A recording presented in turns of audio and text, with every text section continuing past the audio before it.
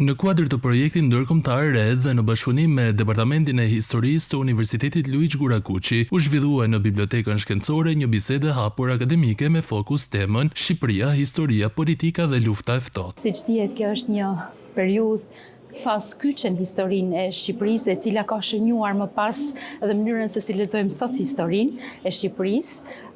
Në këtë kuptim është shumë e rëndësishme të kemi pjesë të këtij leksioni dhe këtij aktiviteti të hapur dhe që të zhvillohet në formë bashkëbisedimi me studentat tanë. Aktiviteti solli në vëmendje nevojën për rishikim kritik të historisë politike të Shqipërisë përmes çastjeve të reja kërkimore dhe debatit akademik. Të ftuar në këtë bisedë ishin Elidor Mhilli, studiues pranë Universitetit të New Yorkut në Shtetet Bashkuara të Amerikës, dhe Noela Mamutaj, pedagoge në Universitetin e Tiranës. Sfidat janë të shumta. Në Shqipëri sfidat kanë qenë së pari të kemi akses, pra të kemi arkiva të hapura, të kemi mundësinë të merremi me lëndën historike. Duhet të thënë që Shqipëria është mbrapa vendeve të tjera të lindjes. Debatet akademike janë shumë të rëndësishme, sidomos kur flasim për studimin e historisë së Shqipërisë.